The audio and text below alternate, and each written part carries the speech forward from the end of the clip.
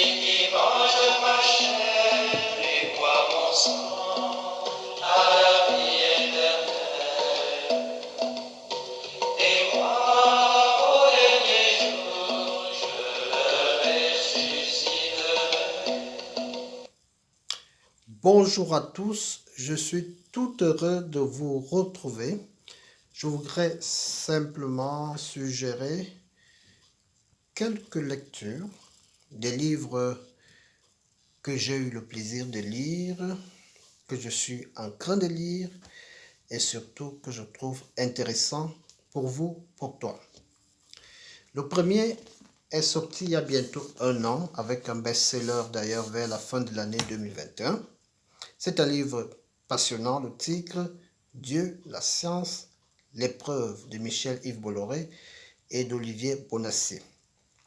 Les auteurs défendent la thèse que les découvertes scientifiques des 2 derniers siècles conduisent à ne plus penser que le monde n'est que matériel.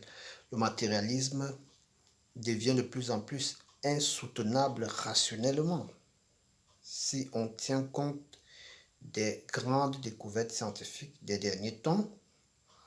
Ils estiment d'ailleurs que la science est devenue en quelque sorte le meilleur allié de Dieu. On sait, grâce à la science, la thermodynamique par exemple, que le monde n'est pas éternel comme l'avaient imaginé les anciens. Il a un début et une fin, donc un premier moteur. La théorie du Big Bang prouve que l'univers est en expansion. La loi de la relativité d'Einstein soutient que le temps, l'espace et la matière sont liés. Donc, l'origine de l'univers est nécessairement en dehors, c'est-à-dire non matériel, non temporel, non spatial. Enfin, l'univers dépend d'un réglage fin qui ne peut résulter que d'un esprit supérieurement intelligent. En biologie, par exemple, l'ADN se présente comme un langage hyper sophistiqué. En tout cas, je vous recommande ce livre. Très passionnant. Les auteurs l'ont écrit pour être lu même par un enfant de 15 ans. Le deuxième livre a pour titre Au-delà de moi, la prière comme un anti-selfie. Franck Agria a publié ce livre cette année même, il y a quelques mois, 2022. C'est une méditation sur la prière du Notre Père qui invite à l'ouverture, à la générosité, plutôt qu'au repli sur soi.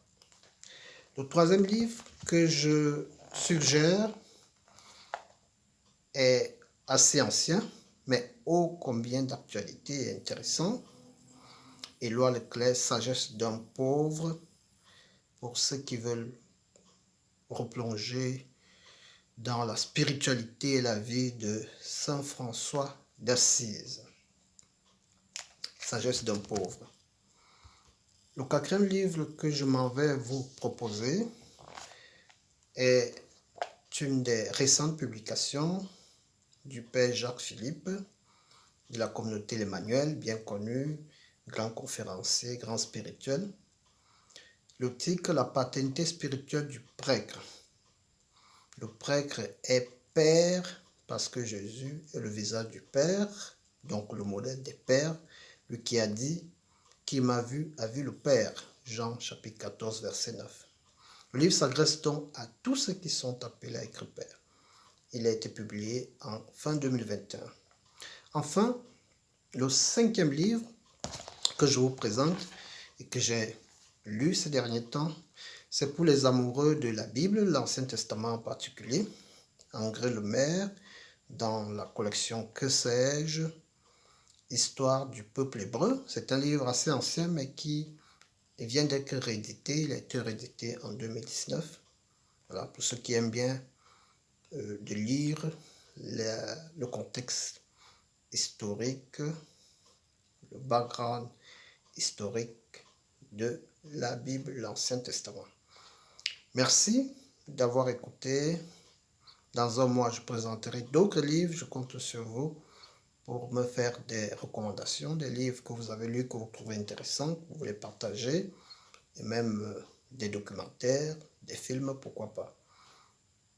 Merci, à la prochaine. Au revoir, dans la paix du Christ. Mon âme exalte le Seigneur, exulte